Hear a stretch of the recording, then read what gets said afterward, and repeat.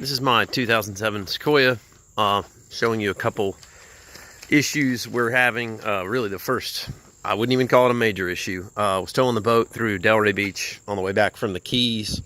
It's probably 6,000 pounds and change worth of boat and gear and people. I was sitting in traffic and noticed the car was running a little bit warm. I parked and ran into a restaurant to get some food, and what was happening is coolant was actually spewing out of the reservoir, and you can see what was going on, some of that pink stuff there. And so the engine was not overheating, it was just running warm, and it's never done that. I've towed the boat all over the place, all over the state of Florida and various places, and I've never had that happen. So as soon as I got back on the road, I noticed that the temperature dropped back down. So obviously, you know, I wasn't 100% sure, but what I found out, one kind of key indicator here is this fan, this electric fan up front. So what I found out is through various blogs, Toyota blogs, is that to take a look at this. And one way to test if this fan is actually working is to start the car, flick on the AC and on high, and more or less this fan should start running, should kick in. And what we found out is that wasn't happening. I'm not sure exactly how true that is. So what we did is there's this part here is called the Ambient air sensor, and I'll post the part number in here. Bought it online, plugged it in. That really didn't fix anything. So I was told, according to this blog, that it's either this sensor or another sensor, which is really, it's a coolant temperature sensor.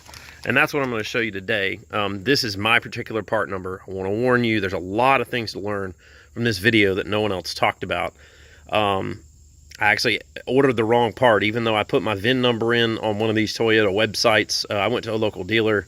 They wanted basically $72, $73 for this part. I was able to find it for $49. And so what I'm going to do today, and just to let you know, just kind of show you, yes, it was $10 in shipping, but I asked for it to be kind of expedited, so I probably could have saved a little more money. Basically, somewhere around 20 bucks on this one part. This other part that I've already installed, it sincerely took 2 minutes or less. It just pops right into that clip. That part of the dealer is $20-something, I think $21. I was able to get that for $11, plus I think $3 or $4 for shipping. So what I'm going to do is go ahead and replace this today. The car is still running a little bit warm. So I was told if we replace this, this should solve our problem. So all you really need to replace this is pretty simple, is a Phillips head screwdriver and a deep socket to actually pull this sensor out. And so I know it's not correct. It just happens to be what I have access to. A 3/4 inch socket will actually fit around that and not damage it, and you can get the old one out and put it in. I've already tried this the other day because I got the wrong part. And like I said, you got to be really careful with this, even if you're entering your VIN number. I'll explain a little bit later how to help yourself, but I'm a pretty big fan of doing just this right here, Toyota Genuine Parts. I don't really have time to explain why, but look it up. Nothing against other parts. They're just not put, even though they're made probably really well, they're not actually tested like Toyota tests them. And make fun if you will, but this car has almost 26,000 miles on it. And this is the first thing that it's ever happened to me on this car. So, okay, great with your Chevy, your Ford. I mean, I'm not bashing them, but I've had 3 American cars, and none of them lasted past 100,000 miles without major repairs. So I don't consider this a major repair, major issue. So I'm going to just dive right in and show you how to do this, and hopefully this helps some of you out on getting this done if you ever have this problem.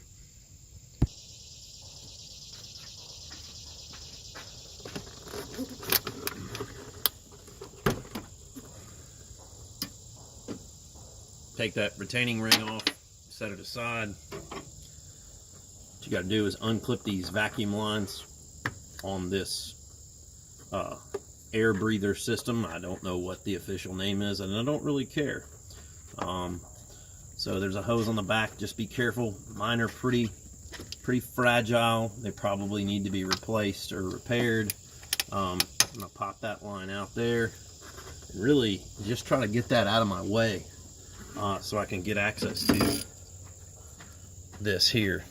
So if you'll look with me, and I'll move the camera here in just a second. This is the actual part, the ambient air temperature sensor. On all the videos I watch, and I do appreciate everybody posting those, this thing that's bolted, this does not go directly into the block. I believe this part is it's basically where your thermostat and water pump. It's a water pump housing. It's not bolted directly into the bolt. So what we're going to do is pull this plug, unplug it. They tell you to turn off your battery and all that other stuff. So do that. I'm not going to. I've already taken this off. I might screw something up, but it is what it is. So I'm going to go ahead and unplug this. Let's see if I can do it from here. These are a little tricky. Well, easier said than done, as always. Trying to hold a camera and do this is not really feasible at the moment. So coming around.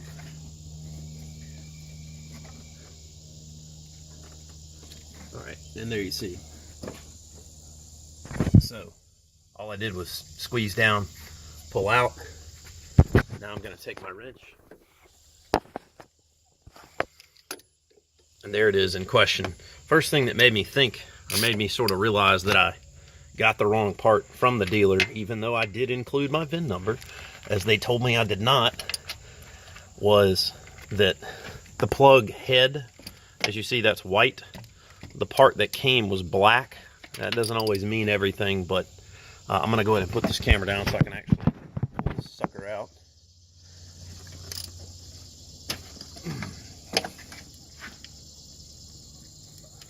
Oh, looks like I... Hey, buddy. The TV is not going on. It's not? No. Okay. I'll help you. Hold on just a second. All right. So, I didn't have a free hand, so I went ahead and took the part out in process, and I don't know if I did this. Maybe I did, maybe I didn't. This thing was in pretty bad shape. I'm holding it a little too close. It actually snapped off. This thing is really, really brittle. And so I'm thinking maybe that's part of our issue here, is that this thing was already kind of dry rotted. The socket that I'm using, I've looked at this with this broken and even with the new one. It's going to go right in there. But I've looked at it, and the best I can tell, I'm not touching that plug at all. And I'm not necessarily, I don't have a torque wrench. I'm sure there is a torque setting, which you need to look up. But I'm going to go ahead and, the directions that I read say, you've got to leave that washer on there. So what I'm going to go ahead and do is hopefully not drop that washer, and I didn't so far. And I'm just basically putting the part in, screwing it into, if I can do this with a phone. There we go. There it goes. So that's more progress than I made in about 7 days of getting the wrong part, explaining that I actually ordered it correctly on the website. No offense, guys, but I really did do what you told me to. But there's the part there. So I'm going to go ahead and just tighten it down ever so slightly. The original part itself, like I say, really was not. It was tight. I'm not going to over tighten it. I can always come back and tighten it. I'd rather not mess that up. So I'm going to do that now.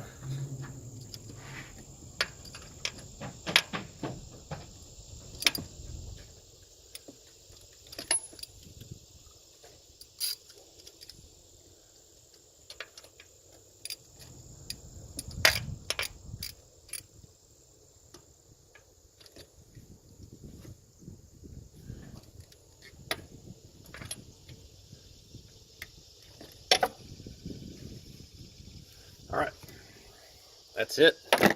So we're just gonna go ahead and button everything back up. And this video is in real time, other than me pausing to go reset the TV for my son. All this is in real time. So just kind of show you in reverse. So plug, and there's the new coolant temperature sensor. That is literally that easy, and hopefully that will actually fix our issues. Let me put the camera back down so I can put this stuff back on the car.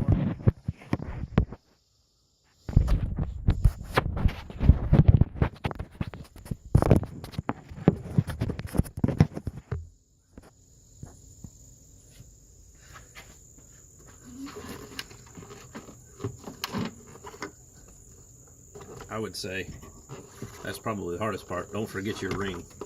This thing is kind of a pain in the butt to put back on. I've done it for other reasons, just inspecting, and so sometimes it can make things, something so simple can make things pretty challenging.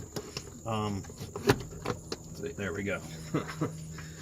So I probably need to open that up a little bit more.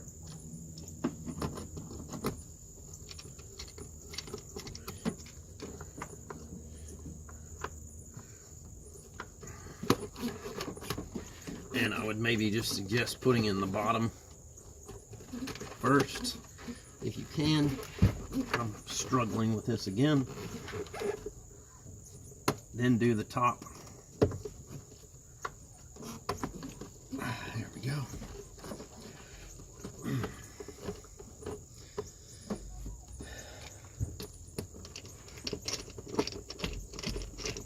Tighten it back down.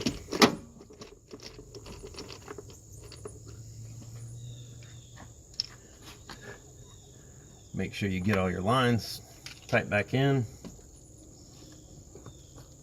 There. Put that back in there. There's a little vacuum line here. And this bad boy, which is really looking kind of rough. It gets a lot of heat exposure. And that's it. So that whole process, the actual repair of the what they call the water temperature sensor, is in live time, is less than 10 minutes, and I probably could have done it better if I wasn't trying to talk through it.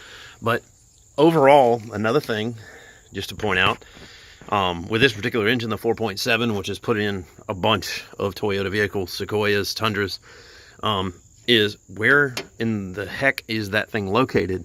So I just want to show you, if you look down, there's the housing, the coolant housing, and right in there you can see the shiny part past that little line, okay, off to your left, right there. That's what we just replaced. So where is it in the grand scheme of things? You're looking at the engine. Even the dealer couldn't tell me. Two different dealers, actually.